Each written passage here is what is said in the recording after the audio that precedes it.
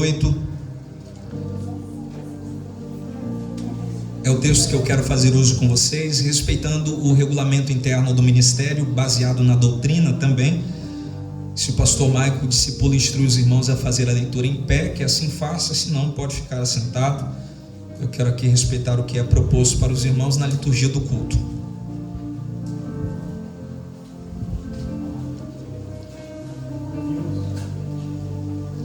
Jeremias capítulo de número 18, a partir do versículo de número 1.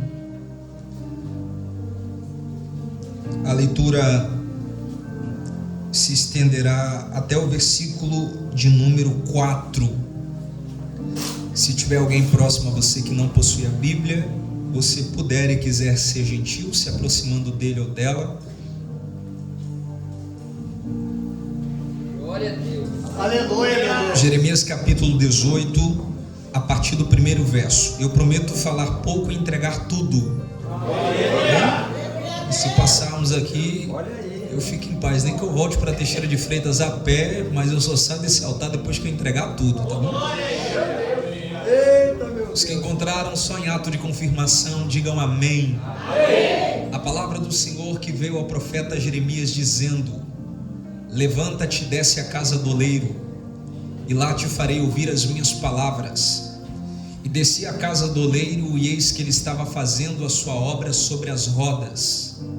E como o vaso que ele fazia de barro quebrou-se nas mãos do oleiro, então tornou a fazer dele outro vaso, conforme bem pareceu seus olhos fazer. Versículo 4 novamente. E como o vaso que ele fazia de barro quebrou-se nas mãos do oleiro, então tornou a fazer dele outro vaso, conforme bem pareceu seus olhos fazer. E você diz amém pela leitura.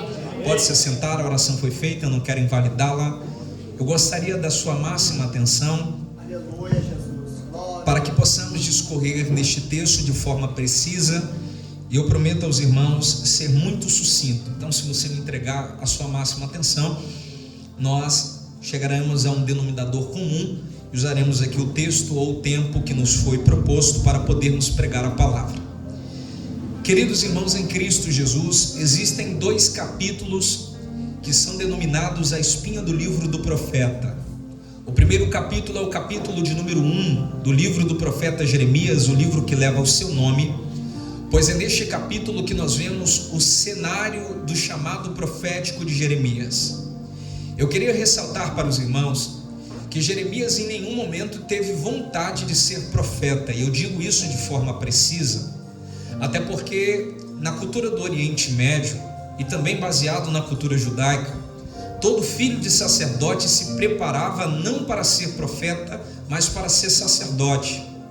Até há 2000 anos atrás, um jovem ou um adolescente de 13 anos de idade que queria assumir esse posto não poderia ter nenhum tipo de fragilidade emocional ou física. Com 13 anos deveria ressaltar os 613 preceitos e entrava dentro de uma cerimônia chamada Bar Mitzvah, que era a cerimônia onde com 13 anos ele já era selado como homem e era contado baseado na sociedade. Jeremias está enquadrado dentro deste contexto, porque ele sabia muito bem que o seu pai, Ilquias, como está registrado em Jeremias capítulo 1, versículo de número 1 e 2, era sacerdote em Anatote. Então já dá para a gente perceber, meus queridos irmãos e irmãs, que Jeremias não queria ser profeta, mas queria ser um sacerdote, pois ele estudava para isso. E assim como ele, Ezequiel, recebeu a mesma oportunidade de ter o seu ministério e a sua vocação modificada de estudante de sacerdote para ser profeta. Eu queria entrar aqui afinco em alguns detalhes, mas o tempo não me ajuda. Mas mesmo assim eu queria falar para os irmãos que todo esse cenário de Jeremias capítulo de número 1 é um cenário de mudança de ministério. Deus faz com que Jeremias não seja mais um estudante sacerdotal e assuma o posto de profeta para a nação de Judá. É importante ressaltarmos algumas curiosidades da vida desse Jeremias. A primeira curiosidade é que ele é o único profeta na Bíblia, e repito para sermos precisos, ele é o único profeta na Bíblia, o primeiro e o último também, que profetizou e não viu nenhuma das suas profecias se cumprirem. Imagina você profetizar para a nação de Judá e não ver nenhuma das suas profecias se cumprirem. Outro detalhe, Jeremias é conhecido como um profeta chorão. Eu não vou dizer o único, mas um dos únicos que sofreu tanto, mais tanto, apanhou tanto, mais tanto, que o livro das Lamentações de Jeremias, pastor Michael, foi registrada dentro de um calabouço. Ele está preso e quando ele se lamenta a Deus, diz a Bíblia que Deus dá a ele a oportunidade de escrever a respeito das suas lamentações. E Lamentações 3:22, ele escreve um dos versículos mais conhecidos de toda a Bíblia. Ele diz que a misericórdia do Senhor, ela não pode morrer, porque ela se renova todos os dias e a cada manhã. Então dá para entender essa amplitude do ministério de Jeremias. Ele está dentro de um calabouço, mas está adorando a Deus e glorificando a Deus por tudo que Deus está fazendo. O terceiro detalhe, que é muito importante, e assim como ele, inúmeros outros viveram essa fragilidade, é a questão de querer abandonar a fé. Irmão, eu não sou o primeiro, graças a Deus, tenho 32 anos com essa cara de 15, diga glória a Deus. Meus olhos são verdes, diga glória a Deus sem inveja. Mas todas as vezes que eu pensei em desistir, Deus sempre usou alguém para eu não parar. 32 anos, nunca desviei, nunca bebi, nunca fumei, nunca usei droga, entrar em bar só para comprar refrigerante e olhe lá. Mas eu sim já pensei em desistir várias vezes, porque o ministério não é fácil, é difícil. O ministério arde, porque ele sabe muito bem que por mais que queremos abandonar ele, ele não nos abandona. E assim como todos aqui que com certeza já pensou em desistir, Jeremias também pensou em desistir, Jonathan. E uma vez que ele pensou em desistir, diz a Bíblia que ele quer entregar o ministério, não está mais feliz com o que ele está fazendo. E o texto diz que quando ele queria entregar a ação profética, entregar o ministério, é a Bíblia que diz e não eu. Todas as vezes que eu pensei em parar, o meu coração ardia como fogo. E todas as vezes que o meu coração ardia, eu profetizava com mais força do que antes de querer parar. Então dá para entender que todo o ministério de Jeremias tem alguns princípios. Eu quero parar, mas não posso parar, porque todas as vezes que eu tento parar, o meu coração arde como fogo. Quando em uma das vezes Jeremias quis parar, Deus diz para ele: você lembra de onde eu tirei os seus ancestrais? Jesus está falando por intermédio da palavra, ou Deus está falando por intermédio dessa palavra a respeito do povo do Egito. E Deus continua falando: lembra de quando seus pais tiveram fome, eu mandei o pão vivo que desce do céu para alimentar o povo dentro do Egito, fora do Egito, dentro da concepção do deserto. Lembra de quando eles queriam uma roupa nova? A roupa nova eu não dava, mas todas as vezes que eles olhavam para o seu corpo, a roupa crescia mediante ao crescimento do corpo também. Os calçados dos seus pais cresciam de acordo com o crescimento dos pés dos seus pais. Quando Jeremias ouve isso, ele diz: de fato, não dá para parar, porque ele é tão bondoso com os meus pais. Será que não vai ser comigo? Se Deus abençoou meu pai e minha mãe, Deus também pode me abençoar. Então este cenário do capítulo 1 é o cenário do crescimento em que Jeremias tem com ato de profecia. Eu queria dizer para os irmãos a respeito do capítulo 18, e eu saio da introdução e já entro na aplicação e desenvolvimento do texto, para os irmãos entenderem onde eu quero chegar. O segundo capítulo, que se torna a espinha do livro do profeta, quem me ouve diga amém, é o capítulo de número 18. Irmãos, esse capítulo é familiar. Não precisamos de uma base histórica ou teológica para compreendermos o que é que Jeremias está querendo dizer. Na verdade, o versículo de número 1 diz assim: palavra do Senhor que veio ao profeta Jeremias dizendo: levanta-te e desce. Isso aqui é um pouco paradoxal. Isso aqui dá uma interrogação na mente, porque ao mesmo tempo que Deus manda o profeta se levantar, e quando ele se coloca de pé, Deus diz: agora que você se colocou de pé, você vai descer. E eu preciso que os irmãos me entendam, para não me tomarem como radical ou como herético. Toda essa visão do capítulo 18 não é uma visão espiritual. Eu estou dizendo para os irmãos que Jeremias capítulo 18 não é uma visão espiritual. Tudo que está acontecendo aqui tem como base uma visão física. Pregador, qual é a diferença de uma visão espiritual para uma visão literal ou física? Ezequiel capítulo de número 37 é um exemplo de visão espiritual. O texto diz no versículo de número 1 que a mão do Senhor tomou o profeta em espírito e levou o profeta para o meio de um vale de ossos secos. Então dá para entender que essa mão é espiritual, ele vai de forma espiritual, os ossos são espirituais, todo o cenário é espiritual. Pregador, por que Jeremias capítulo 18 é uma visão física? Irmãos, quando o texto diz para ele levantar e descer, este descer não tem nada a ver com humilhação. Por mais que nós pentecostais associamos essa questão de descer à casa do oleiro, de se humilhar, de se retratar, de descer aos pés de Cristo, ok, mas toda essa visão é física. Fernando, por que é que Deus manda o profeta descer? Porque segundo a geografia bíblica, as olarias ficavam nas partes inferiores de Judá. Quando Deus diz levanta e desce, ele está dizendo descer literalmente. Por que é que Deus manda ele se levantar? Porque Deus só usa profeta que está de pé. Deus não usa profeta sentado, Deus não usa profeta deitado, porque estar sentado, estar deitado é estar no acomodismo. E se tem um Deus que não usa profeta relaxado, é o nosso Deus. Pregador, se levantar é ato de bater patente para Deus? Claro que é. Você consegue provar na Bíblia? Eu provo para você. Josué capítulo de número 1, o texto diz que quando Moisés morre, Deus se levanta e diz: Josué, até quando você vai ficar chorando pela morte de Moisés? Irmãos, eu não sei se vai dar para você dar glória no que eu vou dizer, e eu começo a pregar agora. Deus diz assim: até quando você vai, pode deixar no nome, você vai ficar tendo a oportunidade de chorar pela morte de Moisés? Queridos, você acha que Deus sabia ou não sabia que Josué sabia que Moisés já estava morto? Sim ou não? Sabia. Josué é liderado de Moisés. Quando Moisés morre, a primeira pessoa que sabe que Moisés morreu é Josué. Quando Deus diz assim: até quando você vai ficar chorando pela morte de Moisés? Deus diz: levanta, porque assim como eu fui com Moisés, eu também vou ser com você, Jeremias. O que é que Deus está dizendo para Moisés?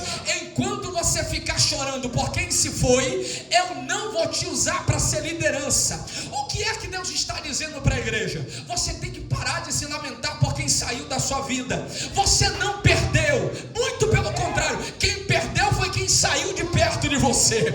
Deus está dizendo para Josué: enquanto você ficar chorando por quem saiu da tua vida, não te procura no WhatsApp, parou de te seguir no Instagram, não vai mais na sua casa, enquanto você ficar se lamentando, eu não vou te usar. Agora, quando você se colocar de pé, eu vou repetir, quando você se colocar de pé e entendeu que não é mais a vez de Moisés, é a tua vez, eu vou te levantar e te usar como eu nunca usei em São Mateus. Eu vim lá de Teixeira de Freitas e não vim para brincar, eu vim para ser profeta, para dizer para alguém que entrou nesse culto e está chorando por alguém que foi embora: fulana me procurava, não procura mais, que se exploda fulana. Beltrano ia na minha casa e não vai mais.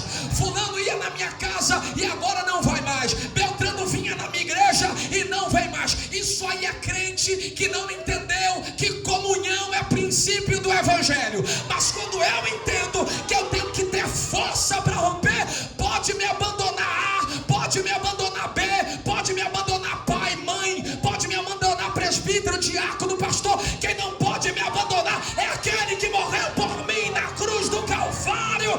Alguém tem glória para dar e aleluia para liberar? Levante uma das suas mãos, levante uma das suas mãos e sustente ela.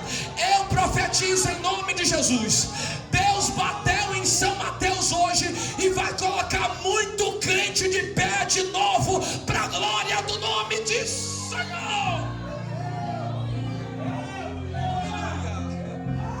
Diga para alguém que está perto de você: Deus vai te colocar de pé hoje.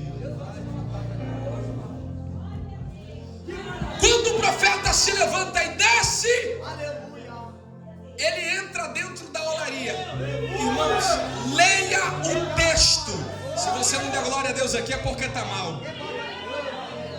O texto diz assim: e como vaso que ele fazia de barro.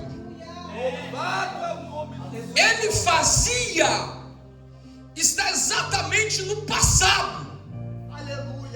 Se o oleiro está trabalhando no vaso e o texto diz que ele fazia a obra, isso quer dizer que o oleiro não esperou o profeta chegar para trabalhar. Antes do profeta chegar, o oleiro já estava trabalhando.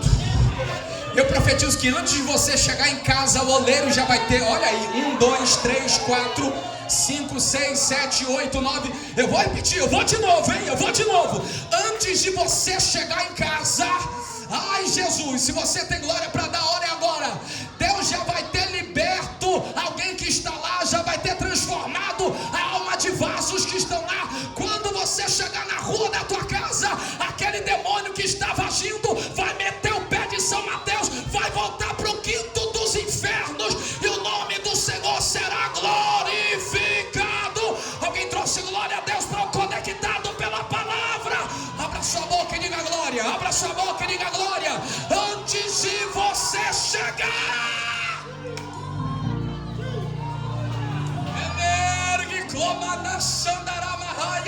quer ser profeta comigo? Segura na mão de quem está perto de você e levante a mão dele para cima. Pastor Michael já ficou de pé.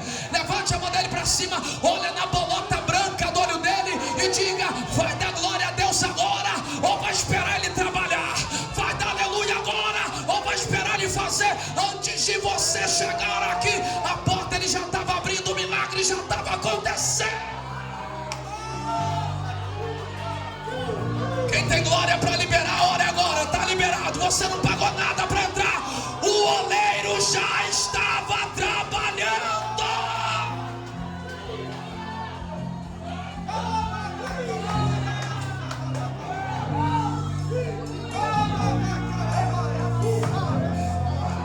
A caravana do glória já chegou no Conectados. A caravana do aleluia já chegou no Conectados. Não faz cara feia não, que já dizia minha mãe, cara feia é fome. E agora nós estamos sendo alimentados pelo pão vivo que desceu do céu.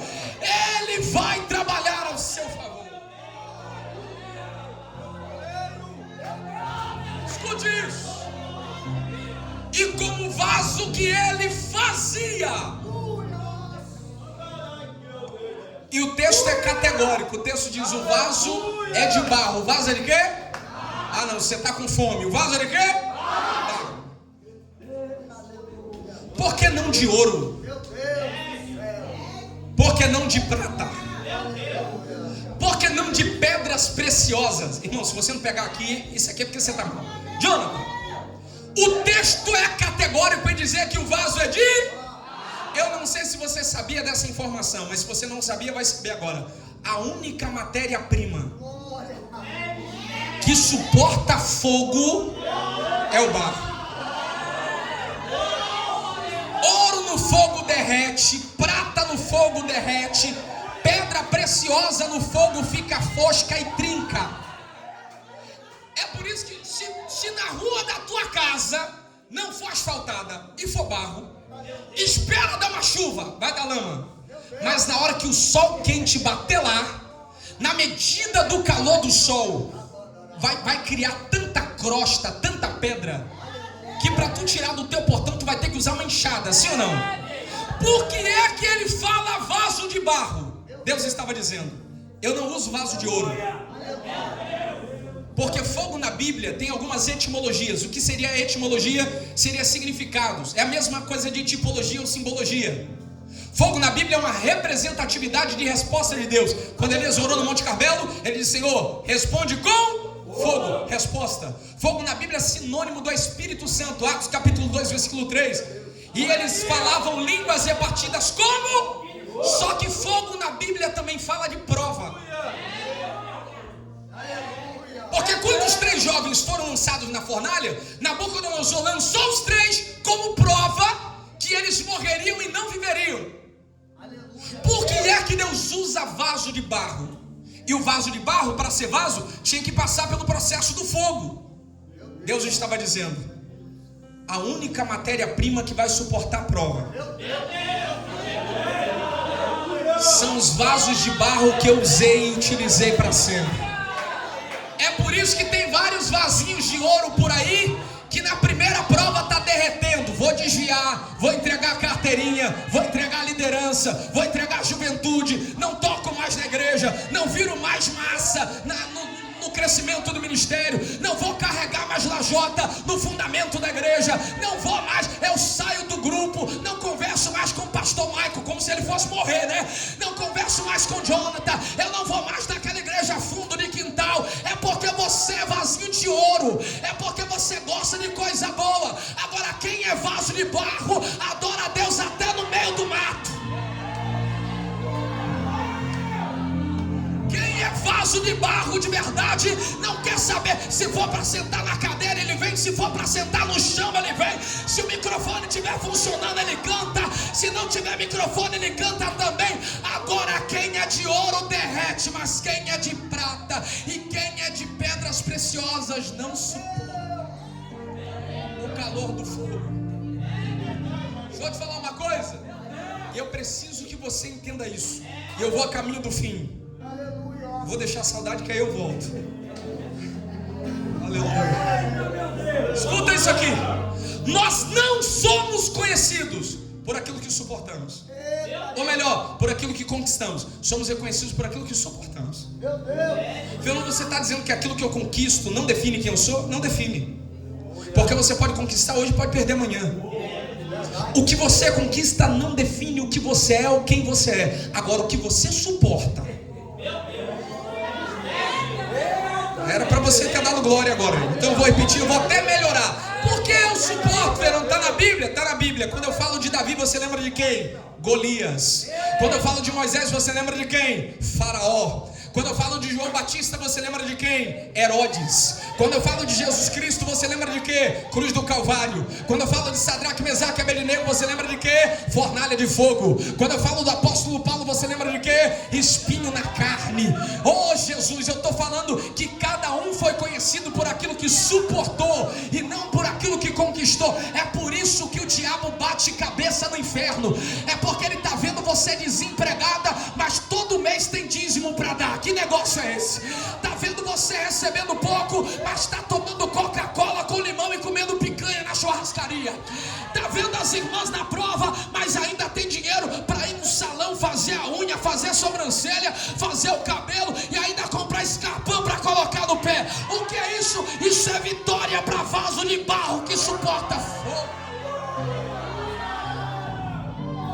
Não é sobre o que eu conquisto, é sobre o que eu suporto.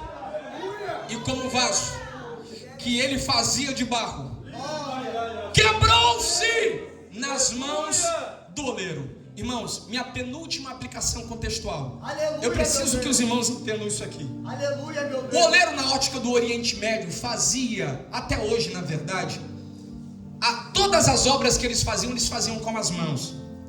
E o oleiro usava um mecanismo, os irmãos mais antigos aqui, para não falarem mais velhos, e eu entro dentro desse contexto, que eu lembro que mamãe tinha uma máquina de costura, que ela fazia um movimentozinho, algo que tinha embaixo, tipo uma pedaleira, e na medida que ela fazia aquele movimento, a máquina funcionava. Minha mãe pisava e a máquina funcionava, e ela conseguia costurar com a mão. Eu não lembro o nome da máquina, mas os irmãos que já viram dela, levante a mão só para dizer que eu não estou mentindo. Já viram essa máquina? Na ótica do Oriente Médio, o oleiro fazia exatamente como esta máquina. Era uma roda chamada manivela inferior, que ficava embaixo.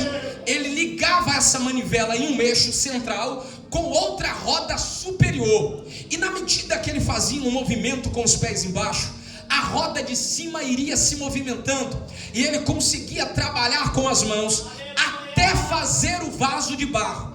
Isso aqui parece uma bobeira, mas só para a gente ilustrar e os irmãos entenderem. Se eu falar para os irmãos que a lei da matemática e da física é bíblica, talvez vocês me tomarão como herético, mas eu vou provar que esta lei também, deste oleiro trabalhando, está totalmente ligado à física. Fernando, por que a matemática é bíblica? Porque enquanto o diabo trabalha com subtração e divisão, Deus trabalha com adição e multiplicação. Fernando, por que a lei da física é bíblica? Se você não é glória a Deus aqui, que você está desviado, de verdade. Porque a lei da física é bíblica. Newton disse que toda ação promove uma. Toda ação promove uma. Prova para mim na Bíblia, prova agora. Clamas a mim, ação, e responder-te-ei, reação. Aquele que bate, ação. A porta se abre, reação. Pedra na mão de Davi, ação. Golias caindo por terra, reação. Moisés toca nas águas, ação. O mar se abre para o povo passar, reação. Jeremias clama no calabouço, ação. Deus dá para ele o livro das lamentações, reação. Glória a Deus para cima, ação. Vitória de Deus para baixo, reação. Aquele que bate, ação. A porta se abre, reação. Aquele que me busca de madrugada, ação. Ele me encontrará, reação. Eu jejuo, ação. Deus me dá vitória, reação. Eu canto, ação. Deus fecha a sepultura, reação. Eu levanto a mão para dar glória, ação. Ele desce para cortar uma. Só quem pode adorar, só quem pode adorar. Um minuto de glória, um minuto de glória. Haja agora, haja agora, haja agora.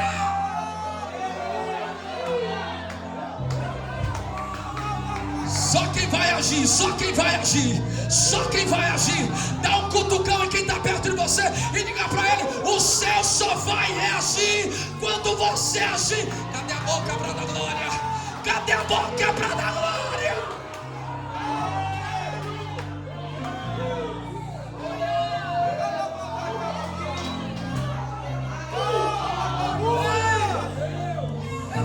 Vai agir ou vai esperar uma oportunidade? Vai agir ou vai esperar outra oportunidade? Vai agir ou vai esperar oportunidade?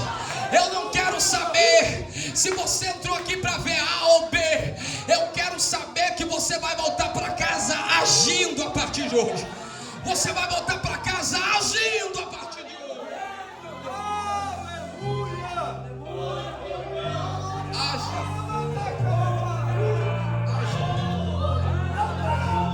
Aprenda uma coisa: o céu não age, o céu reage.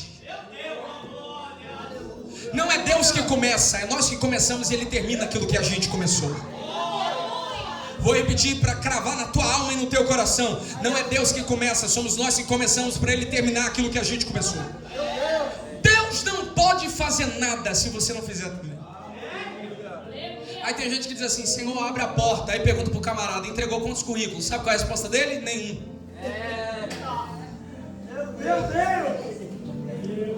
Eu tenho um aluno na aula de teologia que ele fala assim: professor, me ajuda em orar em oração, me ajuda a orar por um propósito. Eu disse: qual é o propósito? Para a gente orar mais de forma precisa. Ele falou bem assim: fiz um concurso e possa ser que eu tenha passado.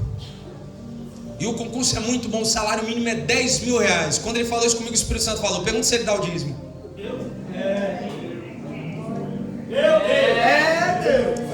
Dá glória a Deus para ninguém perceber que é com você que Deus está falando aí. Eu perguntei a ele: ô meu senhor, deixa eu te perguntar aqui, tu ganha quanto hoje em dia? Ele disse 1.700. Eu disse: tu dá o dízimo? Ele: não. Eu falei: tu acha?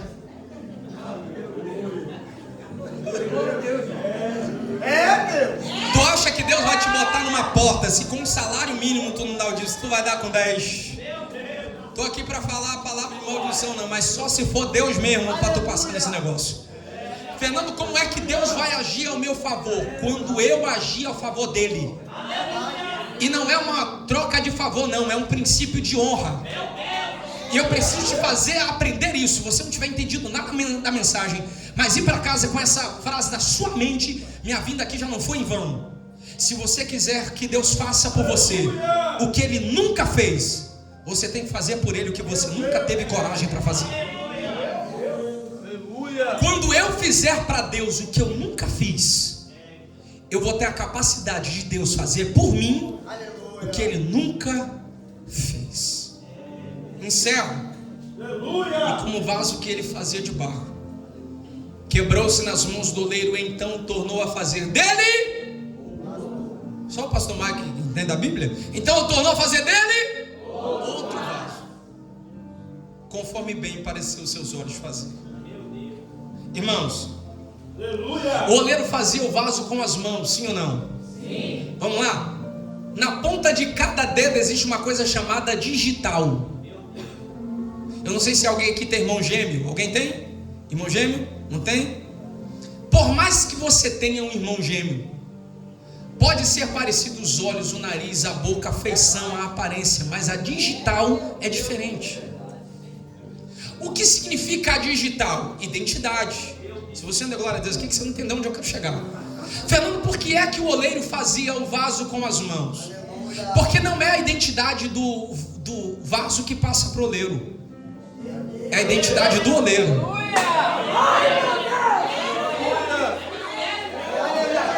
Vou repetir que os vasos lá no som entenderam, hein? Não é o que está no vaso que passa para o oleiro. Se é o oleiro que faz o vaso, é o que está no oleiro que passa para o vaso.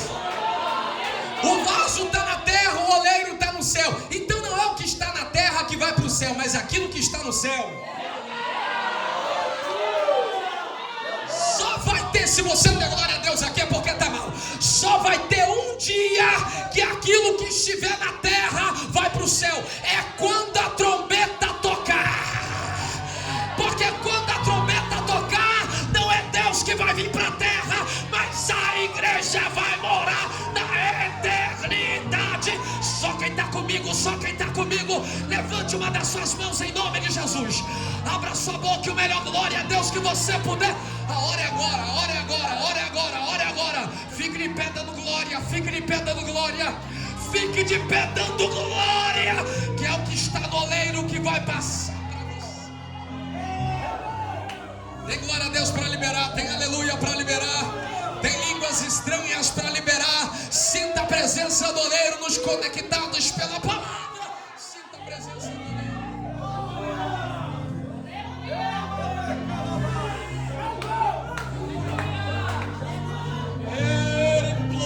Sara pranto de promanaragai. Ergue come, ergue forgue remitsa.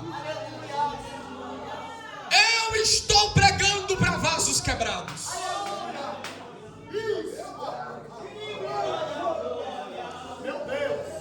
Ô irmão, eu sou meio louco. Meus amigos de ministério falam, cara, você é meio maluco, você prega uns trem aqui. Meu Deus. E se eu provar para você na Bíblia que Deus ainda usa vasos quebrados? Meu Deus, meu Deus. Aleluia. Você está louco? Vai soltar uma heresia. O pastor Mike pode me consertar aqui. Aleluia. Depois que ele pegar o microfone, se eu estiver mentindo. Aleluia. Você está dizendo que Deus ainda usa vasos quebrados? Usa. Prova para mim. Eu provo. Deus falou para Gideão assim: vou entregar os midianitas na sua mão. Meu Deus. Gideão falou: maravilha. Pode mandar metralhadora, fuzil, aleluia, HK. Pode mandar roupa tática. Meu Deus. Porque os midianitas, na época, os maiores inimigos dos israelitas. Deus disse: não vou te dar nem espada, nem escudo, nem couraça, nem capacete. Abre a mão aí. Quando ele abriu a mão, Deus falou bem assim: toma aí um vaso de barro e uma tocha de fogo. Ele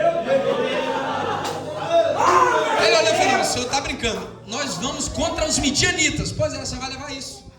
Um vaso de barro e uma tocha de fogo. Mas como é que vai ser isso? Quando você chegar lá nos midianitas, no arraial deles, você vai tacar o vaso de barro no chão. Gideão disse: o céu endoidou. Porque tem hora que Deus manda a gente fazer uns deboches de louco, né? De louco. Gideão foi lá, pegou os vasos de barro, colocou a mão na mão dos 300 e vambora! E alguém já despediu da mulher e disse assim: não volta não. Falou pro pai: volta não. Eles têm espada, escudo, couraça, capacete. Os caras têm tudo. A gente tá indo com um vasinho de barro, uma tocha de fogo dentro, e Deus ainda mandou a gente quebrar. Quando chegaram nos midianitas, Deus falou para Gideão assim: manda atacar o vaso de barro no chão. Meu Deus. Na hora que tacaram o vaso de barro, sabe o que saiu de dentro do vaso de barro? uma tocha de fogo acesa. Pega se quiser, é a maior revelação. Que se eu não se quebrar e você não ver uma tocha de fogo dentro de mim, eu posso ser qualquer coisa, menos vaso de barro. Porque tem vaso que quebra e a gente não vê nada, tá oco. Agora tem vaso que tá quebrado, mas ele diz: eu ainda vou pro culto, eu ainda vou dar glória, eu ainda vou dar aleluia. Pergunta pro seu irmão: o que é que você vê quando você vê alguém se quebrando? Tem gente que olha para você e não vê nada, mas tem gente que consegue olhar para você quebrado e ver uma tocha de fogo acesa. Pastor Mike, sabe quando o Senhor vai saber que o Senhor tem bons obreiros? É quando eles se quebrarem. Porque quando a gente está intacto é uma maravilha.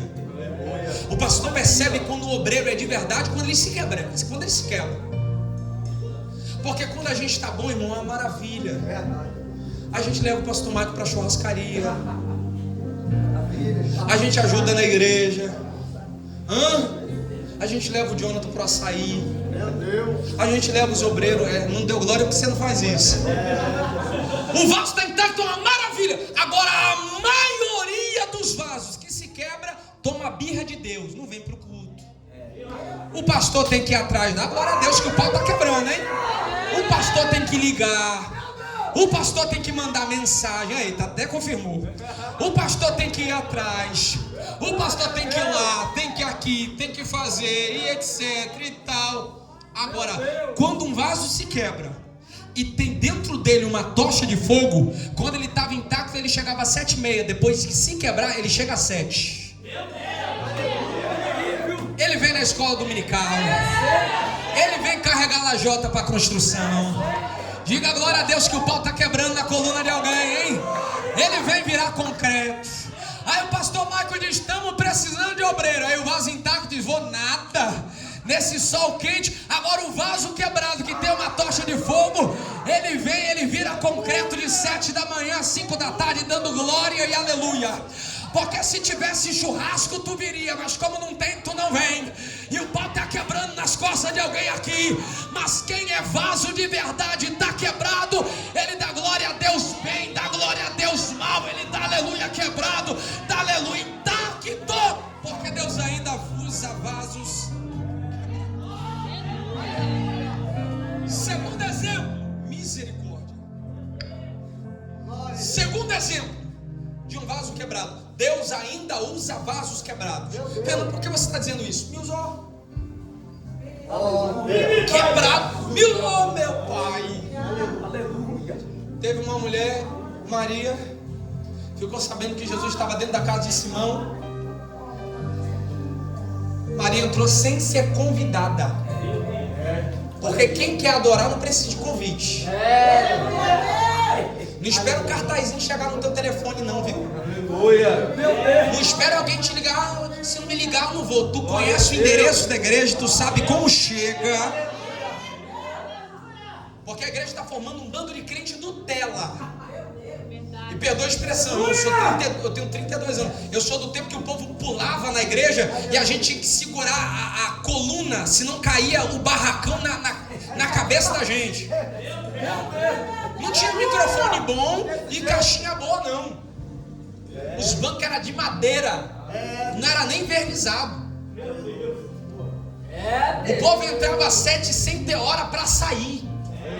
Eu sou desse tempo. Agora a gente está formando uma cambada de crente Nutelinha, que se não der oportunidade para ele desvia. Se a foto dele não aparecer no cartaz, nem no culto ele vem. Meu Deus, misericórdia. Não, você nunca vai saber o que é ser vaso quebrado. Sem ter convite, ela entrou. Quando ela entrou, Simão olhou e disse assim: essa mulher aí, quem convidou? Meu Deus. Respondeu: ninguém. Então coloca ela para fora. Quando colocaram ela para fora, ela foi até os pés de Jesus. Ela foi até onde? Os pés de Jesus. Irmãos, cultura do Oriente Médio. Se eu entro dentro da casa do pastor Michael sem ser convidado, a única forma de ninguém poder me tirar da casa é se eu prestar reverência nos pés do dono da casa. E Entenda isso e dê glória se quiser. A casa não era de Jesus, a casa era de Simão. Quando ela foi até os pés de Jesus, alguém foi em Simão e disse assim: dá para tirar ela de lá não. Por que não dá? Ela entendeu que aqui na terra o dono da casa é você, mas da eternidade o dono da casa é Ele. O que é que ela tem na mão? Ela tem um vaso de barro. E o texto que diz, se você der glória a Deus aqui é porque está mal. Quando ela taca o vaso de barro no chão, o aroma toma a casa inteira. Na hora que o aroma toma a casa inteira, alguém pergunta: que cheiro gostoso é esse, rapaz? Esse cheiro não estava aqui. Que cheiro maravilhoso é esse? Eu vou dar glória agora. Esse cheiro saiu de um vaso que foi quebrado. Só quem pode adorar, só quem pode adorar, só quem está quebrado, mas ainda tem glória para dar.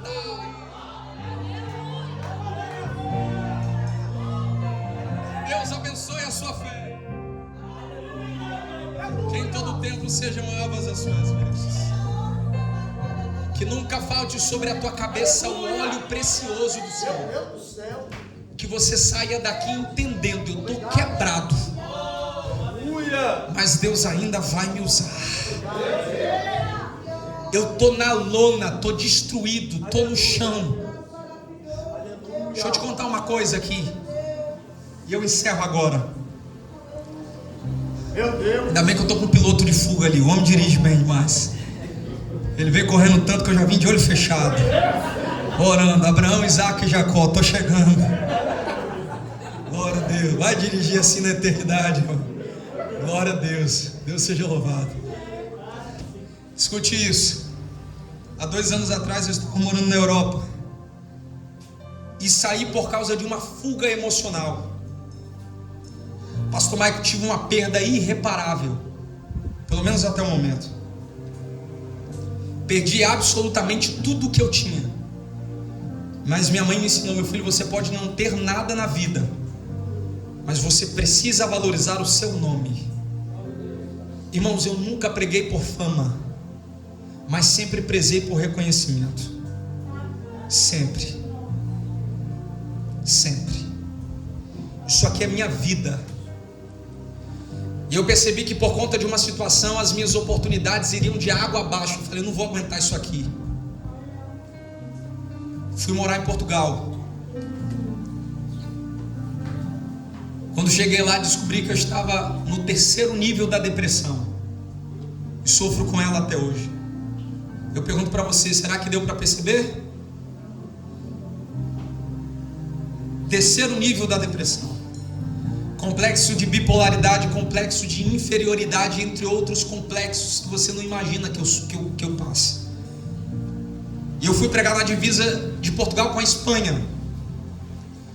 E eu estava tão aflito que eu falei: eu vou tirar minha vida, que eu não estou aguentando mais. Estava no 7º andar de um hotel. Sentei na sacada. Fiz uma oração porque eu sabia que eu ia para o inferno, mas a dor estava tão grande. Porque a pessoa diz assim: ah, quem quer se matar não fala não, se mata, fala sim.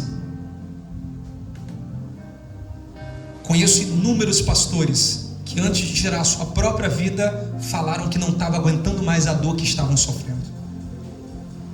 Uma pessoa que quer tirar a vida não quer morrer não, ela quer que a dor passe. Ela quer que a dor passe. E sentando na sacada daquele hotel, saiu um rapaz, pastor Marco, do quarto do lado, assim,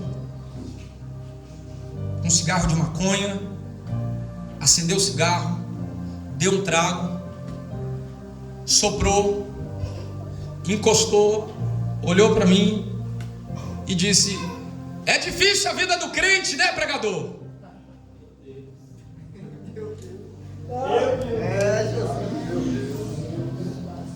Eu olhei para aquele cara, nunca vi o cara na minha vida. Ele disse: vou te fazer uma pergunta antes de pular. Quando você cair naquele chão e a sua vida ser ceifada, onde você passará a eternidade? Eu desci daquela sacada, entrei para dentro do quarto, ajoelhei. E eu falei: Senhor, eu prego a sua palavra desde os 16 anos. Eu nunca abandonei a fé. Eu queria saber o motivo de estar depressivo. Deus falou para mim: lembra de Paulo? Quando Paulo orou e falou bem assim: eu não estou aguentando mais esse espinho na carne. Eu falei: lembro. Qual foi a resposta que eu dei para ele? Eu falei: a minha graça te basta. Deus falou comigo: é a resposta que eu estou te dando agora. A minha graça te basta, e o meu poder se aperfeiçoará na sua fraqueza. Eu falei: por que isso comigo, pai? Eu não estou aguentando. Deus falou comigo: a única forma que eu tive de não te perder era te fazer passar por essa privação. Porque é melhor você depressivo na minha mão do que você bom na mão de Satanás. Eu entendi aquele dia que Deus às vezes nos priva de muita coisa para entrarmos na eternidade. Eu vou te falar uma coisa, irmão: se for para morrer depressivo, eu morro depressivo. Mas de uma coisa eu tenho certeza: quando a trombeta tocar, para onde eu vou, não vai ter depressão, não vai ter morte, não vai ter fome, não vai ter peste, não vai ter luta. Fernando, por que é que você contou isso aqui? Porque se um pregador que prega praticamente todos os dias depressivo tem a capacidade de pregar o evangelho como ninguém, quem dirá você que talvez não prega e está querendo abandonar a fé? Deus está dizendo: eu vou te dar uma injeção de ânimo, porque mesmo quebrado eu vou continuar te usando para a glória do meu nome. Coloque a mão sobre o teu coração. Que Deus abençoe a sua fé. Pastor Maico, obrigado. Jonathan, Deus abençoe os obreiros. Deus abençoe. 1000 perdões por chegar na correria. Mas se Deus quiser eu volto. Quando voltar eu venho sem me chamar. E assim endereço. Vou salvar o número do Reinaldo. É Reinaldo? Renildo, quase acertei. Vou salvar o número dele aqui. Que Deus abençoe a sua fé. Vá para sua casa feliz da vida, porque hoje você ouviu que Deus ainda usa vasos quebrados. O fato de Deus te usar quebrado não quer dizer que você tem que ficar o resto da sua vida quebrado, não. Mas quer dizer que nessa fase de você estar quebrado, Ele ainda pode usar tudo que você tem para falar com alguém. Quer uma prova? Pergunta para o pastor Maico. Se por inúmeras vezes ele pensou: está difícil pastorear, está complicado cuidar de gente, está complicado cuidar de obreiro, olha, a construção é dor de cabeça, dinheiro que não tem, como é que a gente vai fazer isso, como é que vai fazer aquilo? Fazendo orçamento pela fé, comprando pela fé, e o negócio ainda vai. Por quê? Porque Deus ainda usa vasos quebrados. Pergunte quem canta aqui: quantas vezes você não assumiu o microfone? Você saiu de casa e disse assim: se eu tiver oportunidade hoje, eu vou negar. Quando você chegou, o Jonathan disse assim: vamos ouvir fulana. Vou passar um mês sem pregar. Quando você acaba de fechar a boca, o telefone toca: tem como pregar na minha igreja? E você tem todos os motivos para falar não. E mesmo assim você diz: eu vou. Porque Deus ainda usa vasos. Mão sobre o teu coração. Que Deus abençoe os irmãos em nome de Jesus. Que em todo tempo sejam alvas as suas vestes e que nunca falte sobre a tua cabeça o óleo precioso do Senhor. Pai, nós te damos graças pela sua bondade e pela tua infinita misericórdia. Obrigado porque até aqui nos ajudou o Senhor e por isso nós estamos alegres. Nós te louvamos pela tua bondade, te louvamos porque o Senhor ainda tem graça e misericórdia para nos usar, Pai, independente do estágio ou do estado de vida que nós estamos. Nós te glorificamos porque até aqui nos ajudou o Senhor e por isso nós estamos alegres. Sê conosco não só hoje, mas para todo sempre, a igreja fiel que diz amém. Deus te abençoe em nome de Jesus.